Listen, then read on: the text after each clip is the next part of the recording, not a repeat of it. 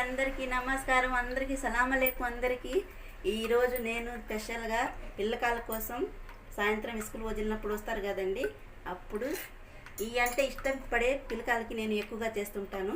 ఇది చూడండి, అంటే ఇప్పుడు నేను 2-3 సార్లు ఇంట్లో ట్రై చేసి ఉన్నాను. చాలా బాగా ఇష్టంగా తిన్నారు మా పిల్లకాయలు కూడా. ఇది చేయబోతున్నాను, ఎట్లా చేస్తాను మీరు ఇది శనగపిండి అండి, ఇది ధనియాలు సోప్, ఇది కొత్తిమీర కరివేపాకు, ఇది మేము అటుకులు పొడి చేసుకుని పెట్టుకున్నానండి. ఇది ఉల్లిపాయ 2 గ్రామ్ శనగపిండి తీసుకున్నానండి. ఇదిగో ఉల్లిపాయలు ఈ మాత్రంగా కట్ చేసుకోవాలి పొడుగ్గా. 2 పచ్చిమిర్చికాయలు తీసుకున్నాను. దీంట్లో కరివేపాకు కూడా వేసేస్తున్నానండి. కరివేపాకు అయితే ఇంత రుచి వేసేయాలి. సోపు, కొంచెం ధనియాలు వేస్తున్నానండి. కొంచెం వెల్లుల్లి పేస్ట్ వేస్తున్నానండి. ఇప్పుడు కొంచెం వేసుకుంటాను అంతే, ఎక్కువగా వేయకూడదు. సాల్ట్,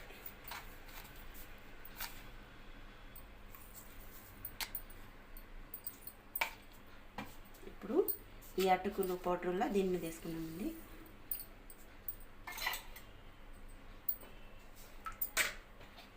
కొంచెం గరం మసాలా పౌడర్ వేసుకున్నాం. అంతేనండి. ఇప్పుడు బాగా కలుపుకొని, ఇది చాలా బాగుంటుందండి. 2 సార్లు మా ఆయన చేశారండి ఇది. అప్పటి నుంచి నేను 2-3 సార్లు మా ఇంట్లో ట్రై చేశాను. మా పిల్లకాయలు చాలా ఇష్టంగా తిన్నారు. అందుకే మీకు చూపించబోతున్నాను. ఇప్పుడు మీరు కూడా మీ ఇంట్లో ట్రై చేయండి, పిల్లకాయలకి పెట్టండి, చాలా బాగుంటుంది. కొంచెం వాటర్ పోసుకున్నామండి,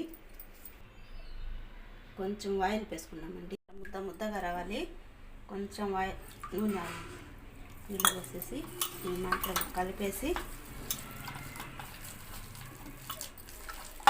ఇట్లా అంతేనండి, అయిపోయింది. ఇప్పుడు స్టవ్ మీద బండలు పెట్టి ఆయిల్ వేద్దామండి. ఇప్పుడు ఆయిల్ వేస్తున్నామండి.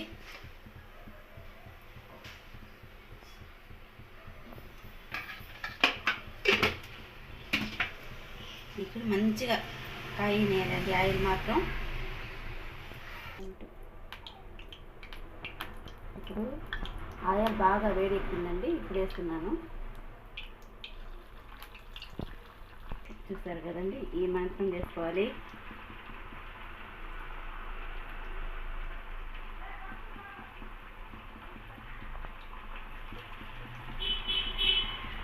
రెండు 3 సార్లు మా ఆయన చేశారండి ఇట్లాంటిది.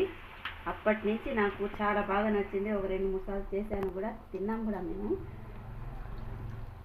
దీనికి మహారాష్ట్రలో అయితే బజ్జియా అంటారంట.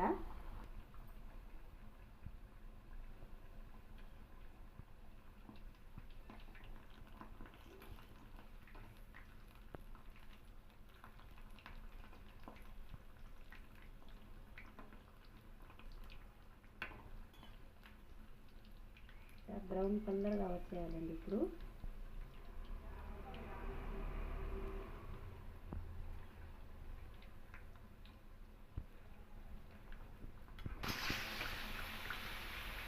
ఇలా బ్రౌన్ కలర్లో రావాలండి.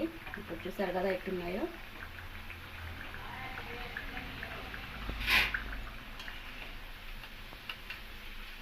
మరీ ఎక్కువగా నల్లగా వేయకూడదు, చేదుగా వస్తుందండి మళ్ళీ.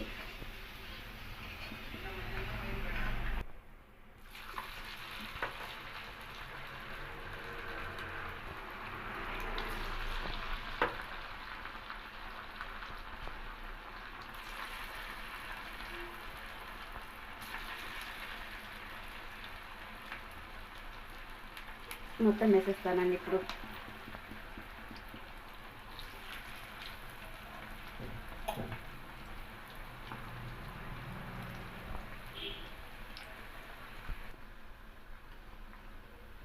వచ్చేస్తున్నాయండి దగ్గరికి, బ్రౌన్ కలర్లో వచ్చేసినాయి.